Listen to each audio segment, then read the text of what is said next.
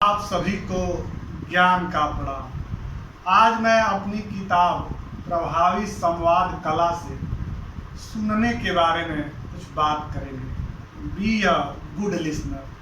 दुनिया में बोलना ज़्यादातर लोग चाहते हैं, लेकिन सुनना कम व्यक्ति चाहते हैं। किताब लिखना बहुत लोग चाहते हैं, लेकिन किताब पढ़ना कम लोग चाहते हैं। अच्छा, आप तभी बोल पाओगे जब बेहतर सुनने की कला डेवलप करोगे। हर वक्ता महान श्रोता भी होता है। हर राइटर बहुत सारी अनगिनत किताबें पढ़ता है। दुनिया का चाहे कोई भी राइटर हो, वह असंख्य बहुत सारी अनगिनत किताबें पढ़ता है, तब वो उस स्थिति में पहुंचता है कि अच्छी किताब लिख पाए या अच्छी बातें कर पाए। देखिए कितना महान यह जो है वो देखिए श्रीमद् भागवत गीता है। आत्मज्ञान के लिए इससे बेहतरीन पुस्तक दुनिया में उपलब्ध नहीं। सेल्फ डेवलपमेंट के लिए बहुत अच्छी किताब है। इससे भी हम सीख सकते हैं सुनने का गुण। देखिए पूरी गीता में 700 श्लोक हैं, 18 अध्याय हैं।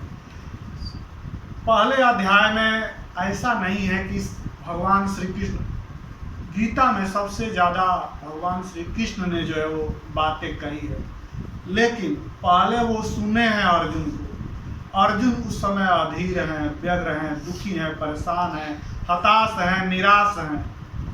तो ऐसी स्थिति में अगर कोई व्यक्ति है तो उसको सुनना आवश्यक है। पहले आप सुनेंगे तब आप सुना पाएंगे। वह व्यक्ति कुछ कहना चाहता है, वह व्यक्ति कुछ बताना चाहता है, अपना दुख शेयर करना चाहता है, कुछ जानकारी चाहता है। पहले जब अर्जुन अच्छी तरह अपनी बात, अपनी दुविधा, अपनी पीड़ा बता लिए, फिर श्री कृष्ण जो है वो उनका उत्तर दिए, और क्या खूब उत्तर दिए, पूरा दुनिया जानती है। पहले सुनना है फिर बताना है। एक डॉक्टर के लिए भी यह बहुत उपयोगी है। देखिए डॉक्टर कोई ऐसे नहीं बनता, मैं जानता हूँ, बहुत परिश्रम करते हैं, लेकिन बनने के बाद भी सफल डॉक्टर तभी हो पाता है व्यक्ति जब उसमें सुनने का गुण हो, सुनने का धैर्य हो। कई बार पेशेंट अपनी बात कहना चाहता है। कई बार ज़्यादातर पेशेंट को ये भी बीमारी है कि उसकी बात को, उसकी पीड़ा को, उसकी तकलीफ को कोई सुन नहीं रहा है, तो ये भी तकलीफ होती है। सुनने से बहुत सारी समस्याओं का समाधान हो जाता है, और मरीज को भी यह विश्वास हो जाता है कि यहाँ पर हमारे भी इलाज मिलेगा, सही इलाज मिलेगा, और डॉक्टर साहब हमारी बात को समझ गए हैं, ऐसा लगता है। तो यह बहुत आवश्यक है। एक टीचर के लिए भी सुनने का गुण बहुत आवश्यक है कि वो सही तरीके से सुने विद्यार्थियों की क्वेश्चन को, विद्यार्थियों की बातों को, तब आप बेहतर तरीके से सुना पाएंगे। सुनना पहले है, सुनाना बाद में है। मैं बहुत सारे ग्रंथों को, उपनिषदों को पढ़ा हूँ, हर धर्म की श्रेष्ठ किताबों को पढ़ता हूँ, पूरी दुनिया के विद्वानों की लिखी हुई किताबों को मैं पढ़ता हूँ, यहाँ तक कि पाकिस्तान तक की यात्रा कर आता हूँ। एक विद्वान के लिए देश की कोई सीमा नहीं हो। वह हर धर्म की किताबें पढ़ता है, हर देश के विद्वानों का सम्मान करता है, तभी वो बेहतर स्थिति में पहुँच पाता है, तभी उसके ज्ञान का लेवल बेहतर हो पाता है। तो आप पढ़िए, सुनिए, फिर आप सुनाइए, सुनाने की स्थिति में होंगे। आइए अपनी किताब से कुछ और बेहतर बातें बताने की कोशिश करते हैं। देखिए, लक्ष्य न ओझल होने पाए, कदम बढ़ा कर चल, हर कोई गुणगान करेगा आज नहीं तो कल। कितनी भी बेहतर संवाद कला में हो जाइए, शुरुआत में हर कोई आपको सुनेगा नहीं। धीरे धीरे अपना प्रयास जारी रखिए, कोशिश करते रहिए। एक दिन आपका सपना साकार होगा। अगर आपकी बात में दम होगा, आपके तथ्यों में कंटेंट होगा, बेहतर तरीके से बोल पाएंगे, तो हर कोई आज नहीं तो कल जरूर सुनेगा। तो देखिए, यह एक ऐसा दुर्लभ गुण है, सुनने की कला, जो किसी स्कूल में पढ़ाई नहीं जाती, किसी यूनिवर्सिटी में इसका ज्ञान नहीं दिया जाता, घर में भी नहीं, कहीं पर भी इसके बारे में ज़्यादा विस्तार से चर्चा नहीं होती कि बोलना पढ़ना जरूरी है, लेकिन सुनना सबसे ज़्यादा जरूरी है। इसलिए शायद ईश्वर ने 2 कान दिए हैं और 1 जबान दिया है कि आप सुने ज़्यादा, बोले कम। बोलना बहुत आवश्यक है, लेकिन अगर आप उस स्थिति में पहुंचे हो कि बेहतर तरीके से अपना कंटेंट डिलीवर कर सकते हो तो करिए, नहीं तो बेहतर सुनिए, हजारों घंटे सुनिए, एक से बढ़कर एक विद्वानों को सुनिए, उनको समझिए, ऑब्जर्व करिए, सोचिए, फिर बोलिए। हर माँ बाप अपने बच्चों को पढ़ने और लिखने के लिए ही प्रेरित करते हैं। सुनना एक ऐसा गुण है जिसे साधारणतया कहीं नहीं सिखाया जाता, घर पर भी इसकी शिक्षा नहीं मिलती।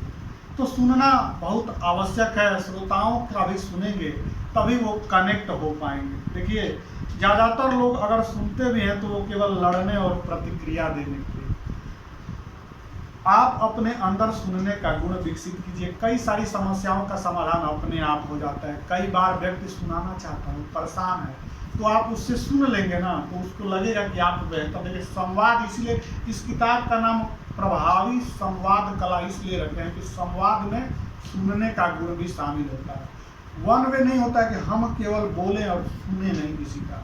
सुनेंगे तभी उस व्यक्ति को अच्छा लगेगा, और वार्तालाप पूरी तभी होगा जब आप जो है वो उसको सुनेंगे। सेल्समैन के लिए, नेटवर्कर्स के लिए, आप, मैं तो कहता हूँ आप दुनिया की किसी भी फील्ड में हो, जिस भी फील्ड में आप जॉब कर रहे हो, हर फील्ड में इस गुण को डेवलप करिए, सुनने का गुण डेवलप करिए, तभी आप बेहतर स्थिति में आ पाएंगे, समझ पाएंगे किसी व्यक्ति को, तब आप समझा पाएंगे। देखिए, सबको अपना कुछ न कुछ सुनाना है। सुनिए, देखिए, सबको अपना कुछ न कुछ सुनाना है।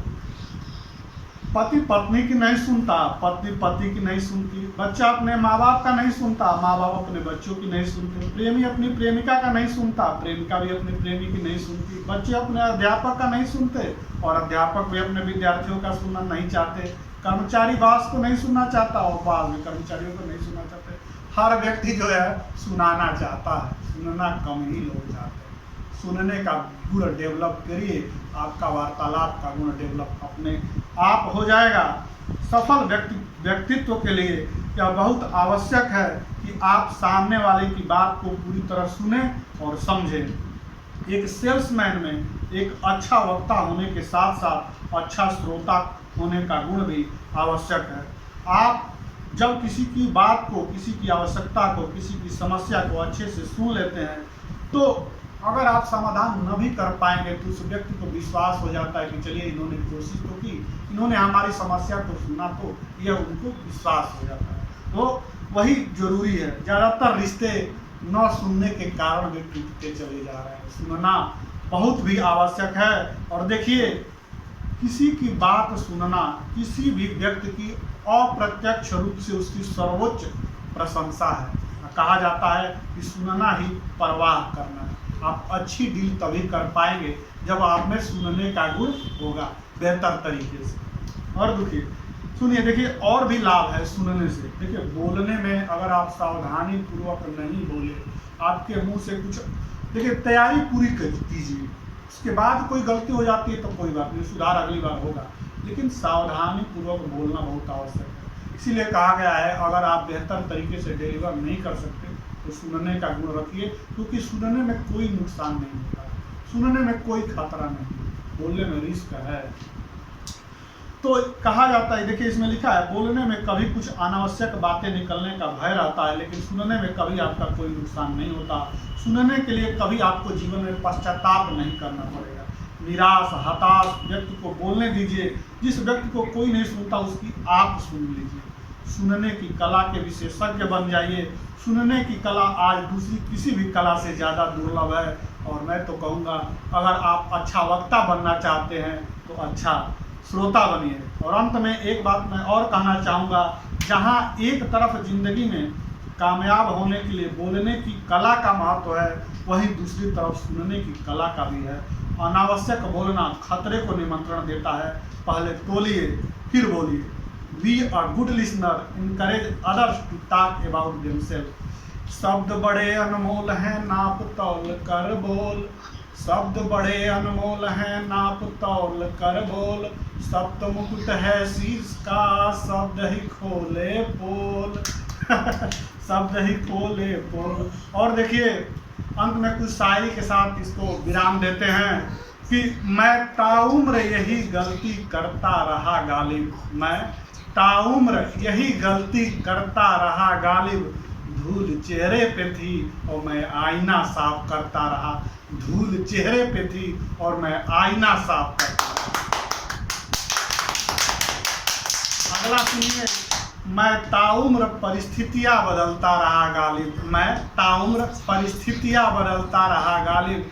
जिस दिन मनस्थिति बदली परिस्थितियां अपने आप बदल गई, जिस दिन मनस्थिति बदली परिस्थितियां अपने आप बदल गई। और अंतिम शायरी सुनिए, चिंता ऐसी डाकिनी काट कलेजा खाए, वैद्य बेचारा क्या करे कब तक दवा लगाए, वैद्य बेचारा क्या करे कब तक दवा लगाए। आनंद में रहिए, बहुत बहुत धन्यवाद, प्रणाम।